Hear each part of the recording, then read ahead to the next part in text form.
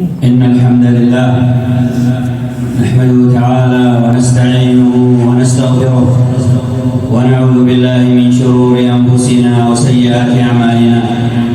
من يهده الله فلا مضل له ومن يضلل فلا هادي له، وأشهد أن لا إله إلا الله وحده لا شريك له، وأشهد أن محمدا عبده ورسوله وصفيه وخليله، صلى الله عليه وعلى آله وصحبه وسلم. يا أيها الذين آمنوا اتقوا الله حق تقاته ولا تموتن إلا وأنتم مسلمون. يا أيها الناس اتقوا ربكم الذي خلقكم من نفس واحدة وخلق منها زوجها وبث منهما رجالا كثيرا ونساء، واتقوا الله الذي تساءلون به والأرحام، إن الله كان عليكم رقيبا. يا أيها الذين آمنوا اتقوا الله وقولوا قولا سديدا يصلح لكم أعمالكم ويغفر لكم ذنوبكم، ومن يطع الله ورسوله فقد فاز فوزا عظيما. أما بعد، عباد الله، إن أصدق الحديث كتاب الله تعالى، وخير الهدى هدى محمد صلى الله عليه وسلم، وشر الأمور محدثاتها، وكل محدثة بدعة، وكل بدعة ضلالة، وكل ضلالة في النار.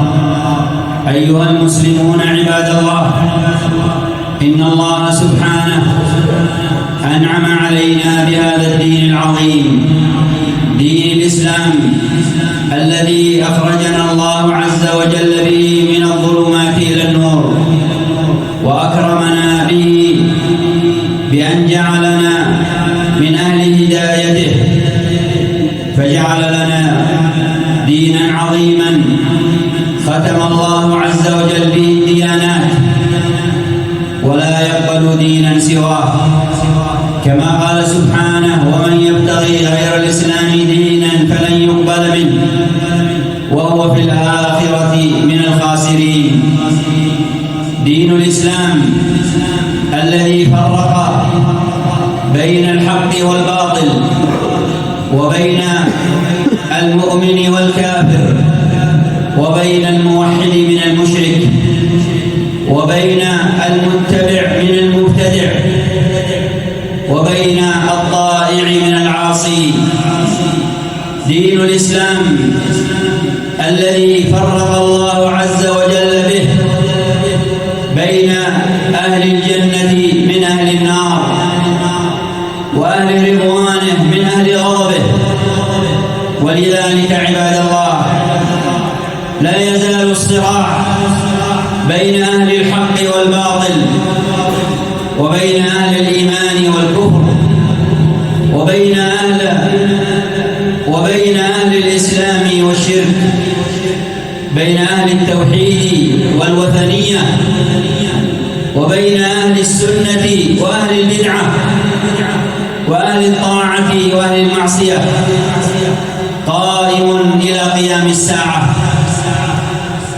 مصداق قول النبي صلى الله عليه وسلم: لا تزال طائفة من أمتي على الحق ظاهرين، لا يضرهم من خذلهم ولا من خالفهم حتى يأتي أمر الله وهم على ذلك.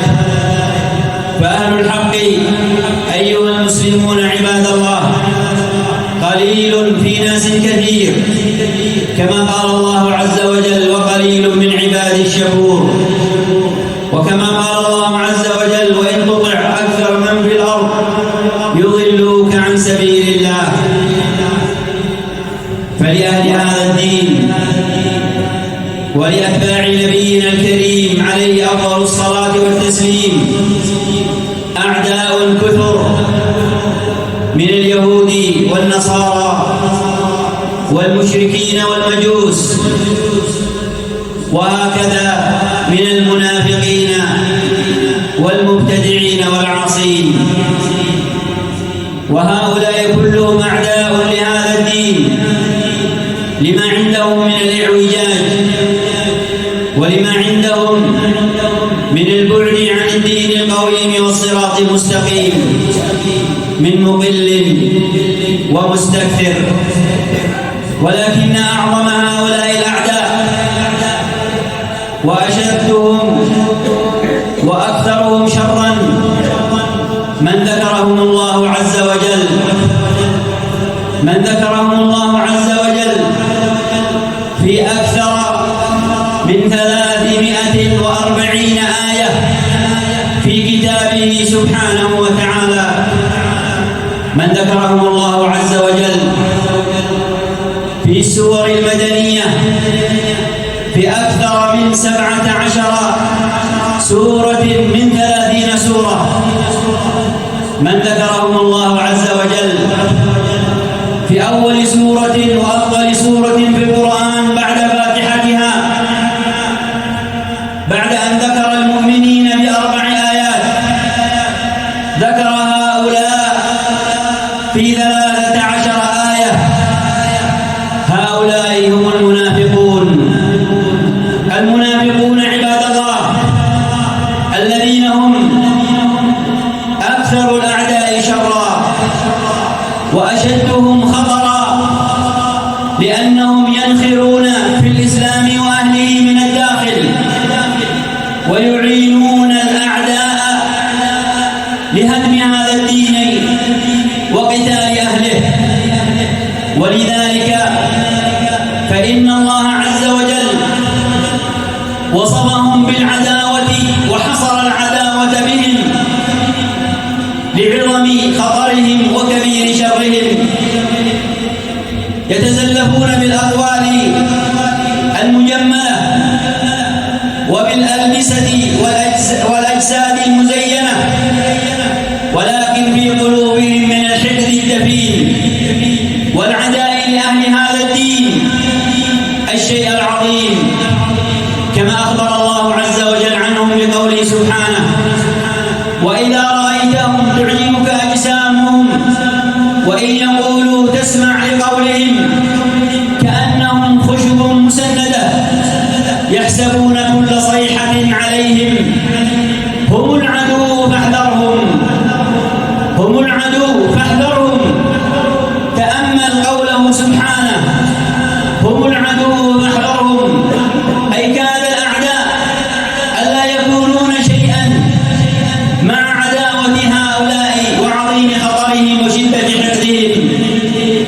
ولذلك ذكرهم الله عز وجل في أكثر من 340 آية في كتاب الله عز وجل، وذكرهم في أكثر من 17 سورة من 30 سورة من السور المدنية، يعني أكثر من نصف السور المدنية. كل ذلك لعظيم خطرهم ولكبير شرهم. ومن تأمل التاريخ وجد عظيم خطر المنافقين وما فعلوه وصنعوه بالمسلمين من زمن نبينا صلى الله عليه وسلم. ما أكثر المكائد التي كانوا بها لنبينا الكريم عليه أفضل الصلاة والتسليم. حاولوا قتله وحاولوا الوقوف مع اليهود في المكر به وبأهل الإسلام، والله عز وجل يبطل مكرهم ويرد كيدهم، ولا يزالون يحاولون ويحاولون.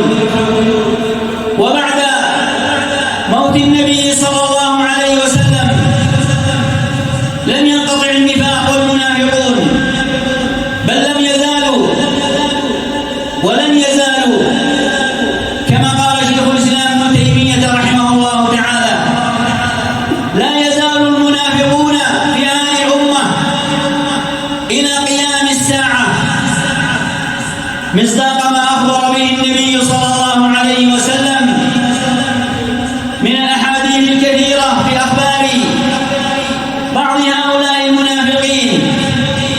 ومن ذلك ما أخبر به عليه الصلاة والسلام من خروج الدجال واتباع اليهود لهذا الدجال واتباع فئام من المسلمين له من الأعراب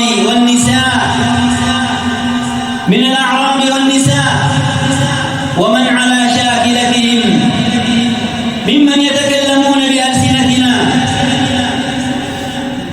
ويدينون بديننا ولكنهم ينسلخون من هذا الدين لأدنى فتنة ولأقل شبهة فيكونون في صف أعدائه وفي كذلك جنود هؤلاء الكافرين أعداء هذا الدين. من قرأ في التاريخ يجد حال هؤلاء الزنادقة الذين مكروا بهذا الدين المكر العظيم. قال حذيفة رضي الله عنه وارضاه: المنافقون فيكم أشد شرا من المنافقين في عهد رسول الله صلى الله عليه وسلم. قال مالك رحمه الله معلقا على كلام حذيفة: قال: هم الزنادقة في زماننا.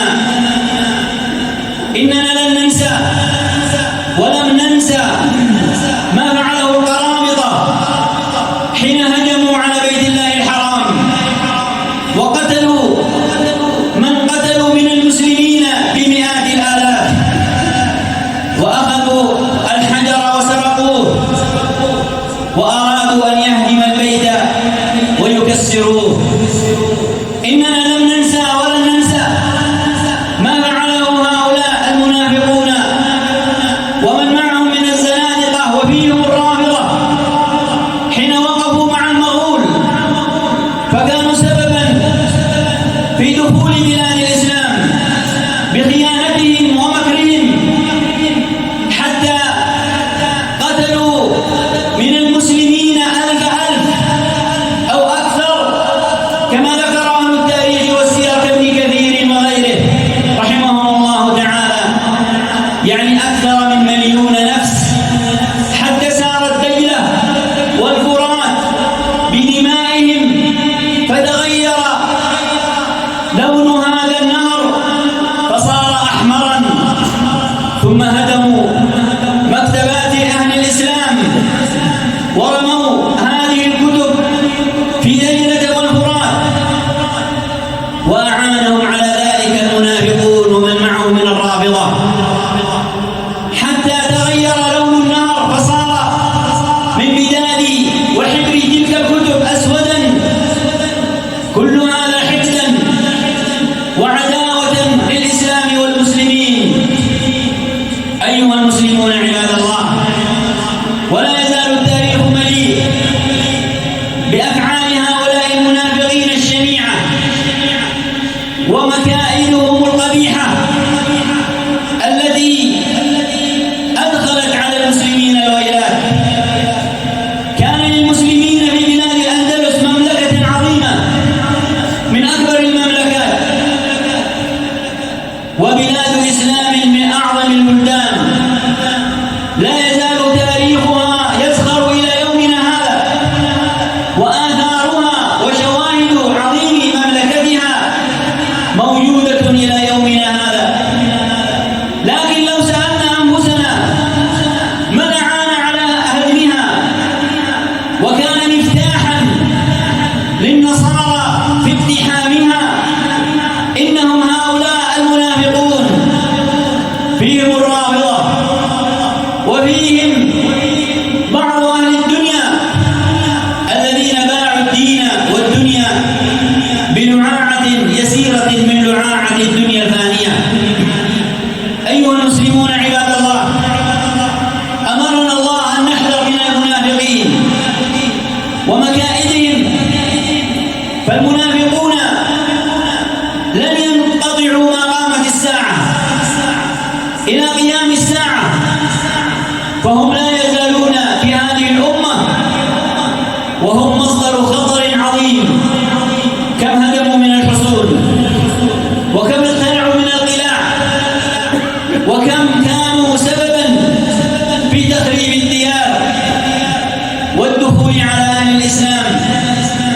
سهلوا الطريق لأعداء هذا الدين، فكانوا معاول هدم من داخل بلاد المسلمين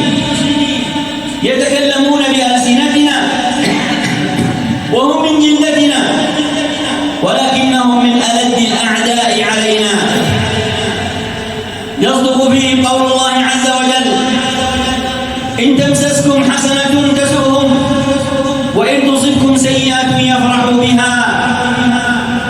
والعلاج: وإن تصبروا وتتقوا لا يضركم كيدهم شيئا إن الله بما يعملون محيط.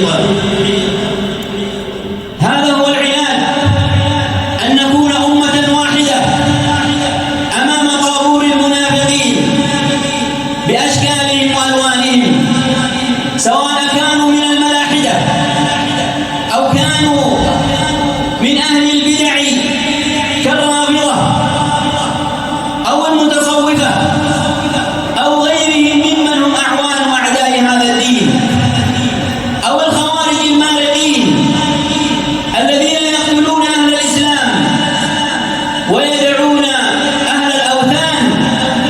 فالنفاق درجات كما أن أهل النار في دركات. وجاء في الصحيحين من حديث أبي هريرة رضي الله عنه وارضاه أن النبي صلى الله عليه وسلم قال: آية المنافق ثلاث: إذا حدث كذب، وإذا وعد أخلف، وإذا اؤتمن خان. وفي حديث أنس في الصحيح كذلك أن النبي صلى الله عليه وسلم قال: آية المنافق حب الأنصار، وآية المنافق بغض الأنصار، وآية المؤمن حب الأنصار. فحب الأنصار وأهل الإيمان وأهل التوحيد والسنة علامة من علامات الإيمان، وبغض الأنصار وأهل الإيمان علامة من علامات النفاق. إذا أردت أن تعرف المنافق انظر أين هو من أهل التوحيد والسنة. إذا شن لهم العداء وصار يستحل منهم الدماء وينتهك منهم الأعراض والأموال، فاعلم أنه من المنافقين وأعداء هذا الدين، وأنه معول هدم في أوساط المسلمين. وهذا ما نراه من تلك الصرخات الكاذبة: الموت لأمريكا والقتل بالمسلمين، الموت لليهود والتفجير بالمسلمين. يأتي أحدهم من جنب الرافضة وهم بجانبه، واليهود والنصارى والكفار بجانبه، يترك هؤلاء جميعا ليذهب فيفجر ويفخخ في بلاد التوحيد والسنة ويقتل أهل الإسلام والسنة، ويترك هؤلاء لأجل أن نعرف من أين يأتي أعداء ومن هم الذين يخترقون صفوف المسلمين. أيها المسلمون عباد الله، الحذر الحذر من المنافقين بأشكالهم وصورهم، سواء كانت تلك الأقلام القذرة أو تلك العيون المستأجرة التي تخترق أوساط المسلمين بصورة أو بأخرى ليدخلوا الوهن وليكونوا عونا لأعداء هذا الدين، أعداء التوحيد والسنة، ينفذون لأعداء هذا الدين المخططات ويرسمون معهم أنواع المكر والمكائد بأهل هذا الدين ومن فيه.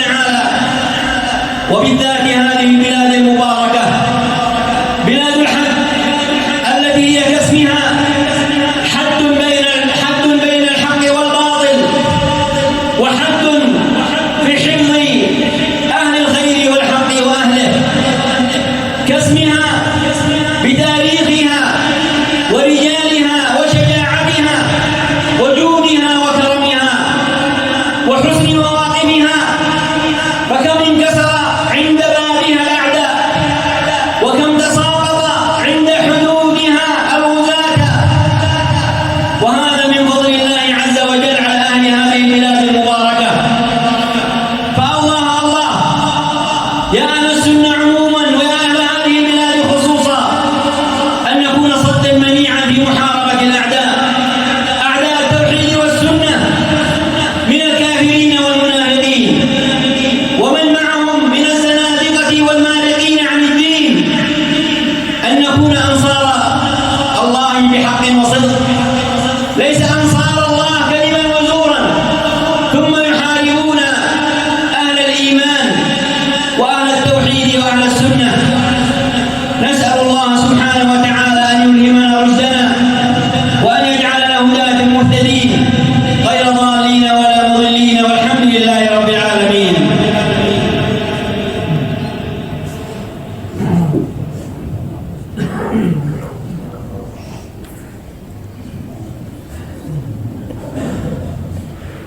الحمد لله رب العالمين، وأشهد أن لا إله إلا الله وحده لا شريك له ولي الصالحين، وأشهد أن محمدا عبده ورسوله وصفيه وخليله الصادق الأمين. أما بعد عباد الله، وإن من نعم الله عز وجل علينا في هذه البلاد المباركة وجود هذه الدور العلمية المباركة، دور السنة، دور الحديث والسنة، التي بفضل الله سبحانه كما أخرجت من القراء وكما أخرجت من العلماء وكما أخرجت من الخطباء، فأخرجت بفضل الله سبحانه الرجال وربت الأجيال. فكان من فضل الله علينا أهل هذه البلاد المباركة بلاد التوحيد والسنة أن من علينا بهذه الدور الطيبة المباركة. فالله الله يا معاشر التوحيد والسنة، يا أتباع النبي صلى الله عليه وسلم، أن نقف مع هذه الدور المباركة كل بحسب قدرته واستطاعته، صاحب المال بماله، وصاحب العلم بعلمه، وصاحب الجاه بجاهه، وصاحب القدرات والمهنات بقدرته ومهنته، وكل بحسب قدرته واستطاعته، أن نجاهد جميعا أن تكون كلمة التوحيد والسنة كلمة الله العليا، وكلمة الذين كفروا وفجروا وعادوا التوحيد والسنة هي السفلى. والأمر كما قال الله عز وجل: والذين جاهدوا فينا لنهدينهم سبلنا. لتكن لك أيها المسلم رجلا كنت أو امرأة، ذكرا أو أنثى، صغيرا أو كبيرا، رئيسا أو مرؤوسا، راعيا أو من الرعية، أن تكون لك البصمات البيضاء والآثار الحسناء في نصرة التوحيد والسنة والوقوف مع أهلها، أن تكون لك وقفة تبرهن بها الإيمان وتصدق بها الإسلام وتنصر سنة النبي عليه أفضل الصلاة والسلام، أن تكون لك الآثار البيضاء في نصرة هذا الدين والبذل له، فإنه يستحق منا الكثير. ولنتذكر ما قدمه الصحابة الأخيار عليهم رضوان الله سبحانه، ومن تبعهم من التابعين وأتباع التابعين وأئمة الدين، فلنا بهم أسوة أن نكون من الباذلين والمجاهدين في سبيل الله سبحانه وتعالى. نسأل الله سبحانه وتعالى أن يدفع عنا الفتن ما ظهر منها وما بطن، وأن يدفع عن بلادنا هذه خاصة وسائر المسلمين عامة. اللهم اصلح أحوالنا وأحوال المسلمين في كل مكان يا رب العالمين. اللهم اصلح أحوال المسلمين في فلسطين والعراق وسوريا ولبنان والسودان